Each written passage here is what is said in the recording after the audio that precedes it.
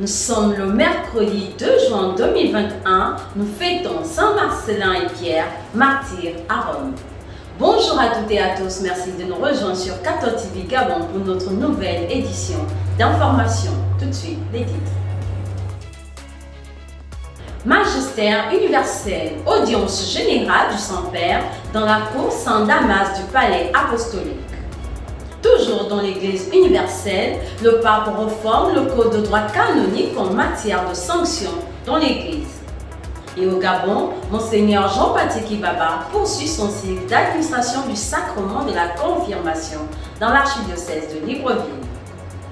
Au nord du pays, dans le diocèse de Yem, nous revenons sur la deuxième étape de la tournée pastorale et des confirmations de l'évêque de Yem, Monseigneur Jean-Vincent Ndoyen.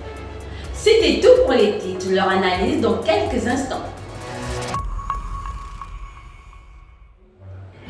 Comme annoncé dans les titres de notre journal, dans son audience générale de ce mercredi 2 juin 2021, le pape François s'est arrêté sur l'importance de la prière comme source de force et de lumière pour la vie des chrétiens.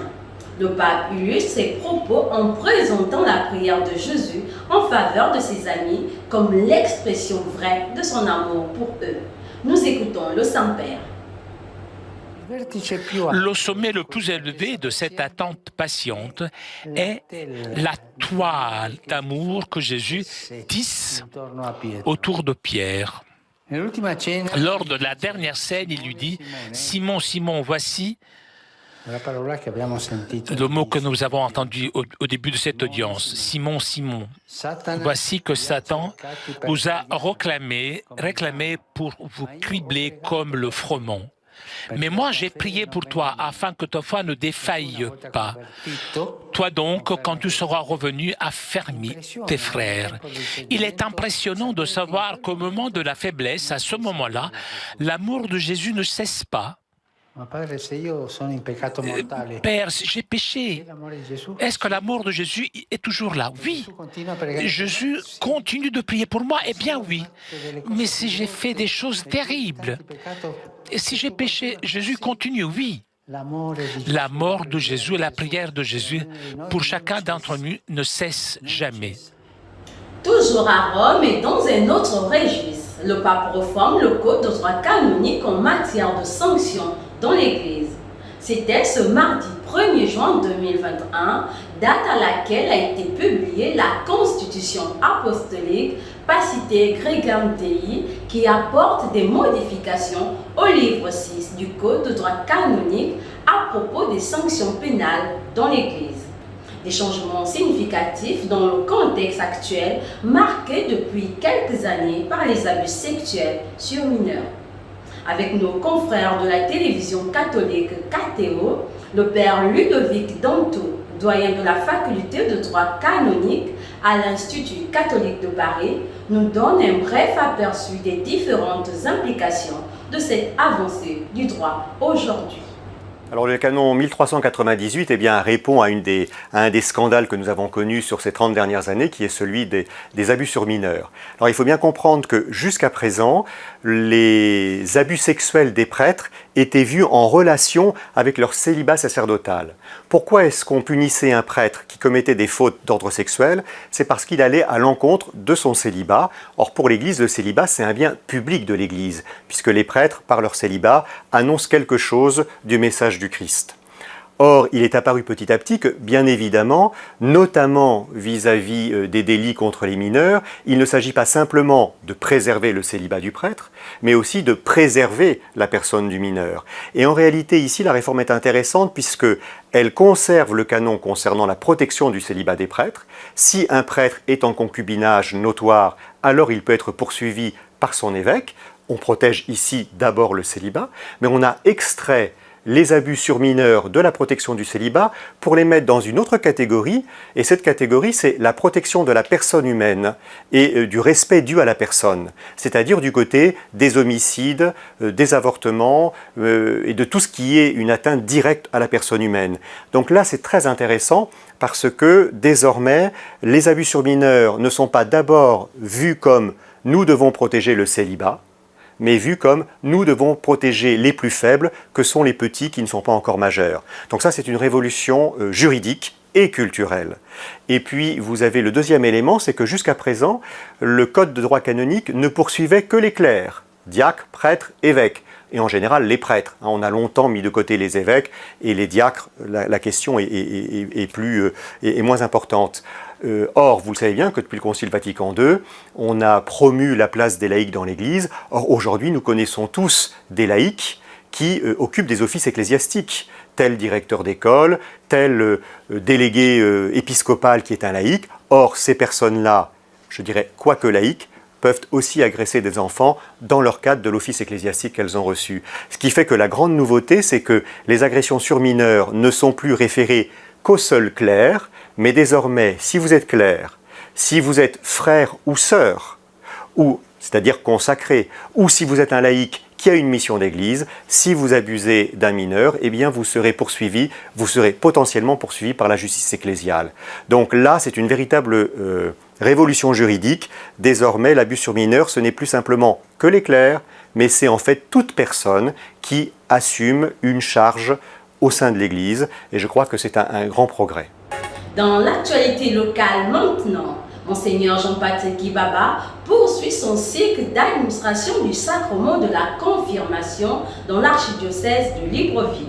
Samedi et dimanche dernier, il était à la paroisse Sacré-Cœur d'Ozangué et à la paroisse Cathédrale Notre-Dame de l'Assomption.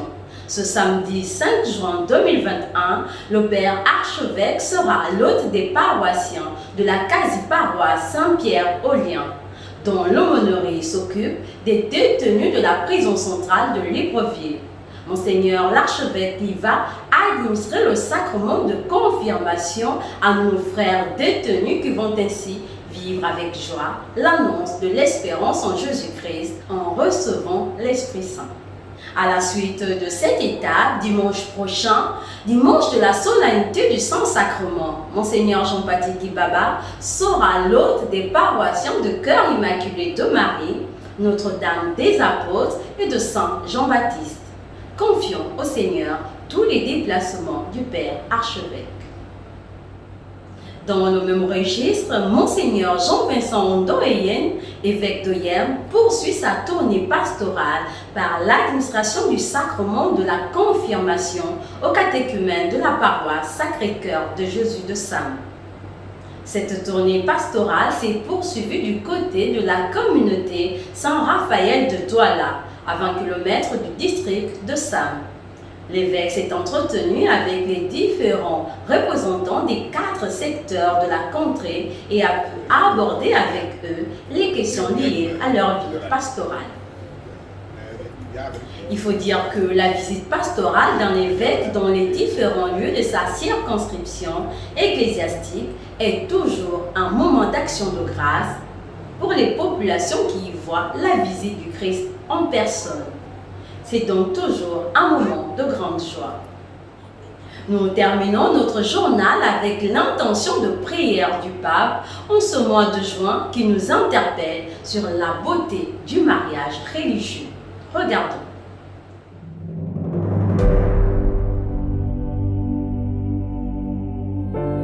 Es cierto eso que dicen algunos, que los jóvenes no quieren casarse, especialmente en estos tiempos tan duros. Casarse y compartir la vida es algo hermoso.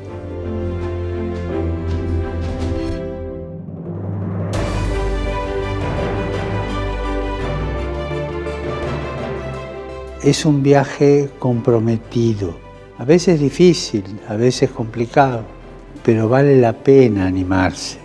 Y en este viaje de toda la vida, la esposa y el esposo no están solos, los acompaña Jesús.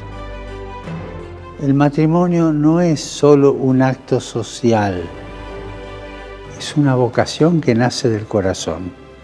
Es una decisión consciente para toda la vida que necesita una preparación específica. Por favor, no lo olviden nunca.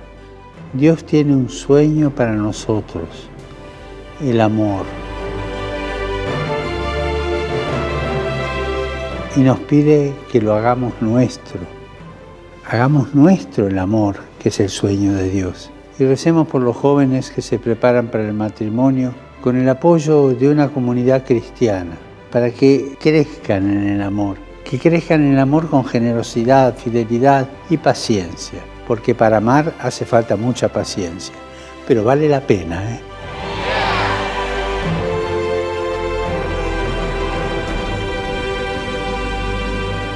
Saint du jour, Saint Marcellin et Pierre, martyrs à Rome. Marcellin et Pierre sont deux témoins parmi les innombrables saints qui ont héroïquement rendu témoignage à l'Évangile. Ils ont défendu l'Église naissante et les tortures et la mort ne les ont pas conduits à tourner le dos au Christ. Bel exemple de courage et d'abnégation dans la foi. Bonne fête à tous les Pierres et tous les Marcellins. Bonne fête à l'abbé Marcellin Ayon dans le vicariat apostolique de Makoko. Très chers téléspectateurs de 14 TV Gabon, c'est ainsi que se referme notre édition d'information de ce mercredi 2 juin 2021. Nous vous remercions de l'avoir regardé. Rendez-vous demain à 19h pour notre flash info du jeudi. En retour des 200 ans de notre Église, gardons la foi, l'espérance et la charité. Bonne préparation à la solennité du très saint sacrement à